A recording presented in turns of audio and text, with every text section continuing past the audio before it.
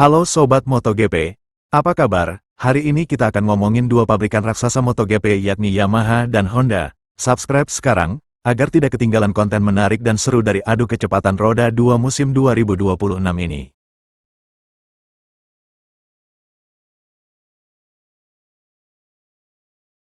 Mantan pembalap MotoGP, Jorge Lorenzo, meyakini bahwa Honda dan Yamaha akan bangkit meskipun saat ini dua pabrikan besar itu masih kesulitan menghadapi ganasnya pabrikan-pabrikan Eropa yang makin menunjukkan kekuatan mereka. Dua pabrikan paling sukses dalam sejarah kelas utama ini telah terpinggirkan di posisi bawah klasemen konstruktor MotoGP sejak tahun 2023.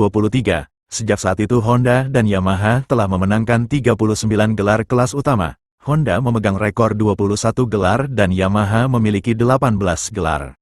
Namun, pembalap Honda belum dinobatkan sebagai juara sejak Marc Marquez tahun 2019, dan Yamaha mengalami paceklik gelar selama 4 tahun sejak kesuksesan Fabio Quartararo pada 2021.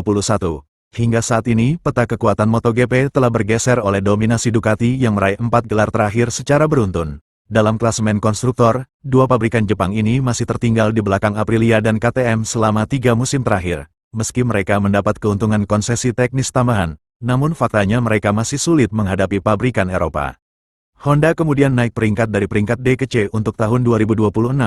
Tetapi sejauh 3 seri MotoGP bergulir mereka belum mampu mengulangi hasil podium seperti tahun 2025, tidak jauh berbeda dengan Honda. Yamaha mengawali musim MotoGP 2026 ini juga tetap berada di belakang karena sedang mengembangkan proyek V4 baru mereka. Terkadang Anda harus mengorbankan hasil jangka pendek untuk memulai proyek baru, itu tak terhindarkan, kata Lorenzo.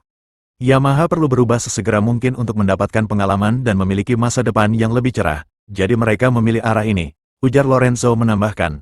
Tapi saya pikir Honda dan Yamaha, mereka selalu kembali, karena mereka sangat kuat, mereka memiliki banyak sejarah, dan banyak anggaran, jadi cepat atau lambat mereka akan bangkit dan kembali kompetitif. Dan kita melihat Honda, semakin kuat. Lorenzo melihat peralihan ke mesin 850 cm3 dan ban Pirelli untuk tahun 2027 sebagai peluang besar bagi pabrikan Jepang untuk menyamakan kedudukan dengan rivalnya dari Eropa.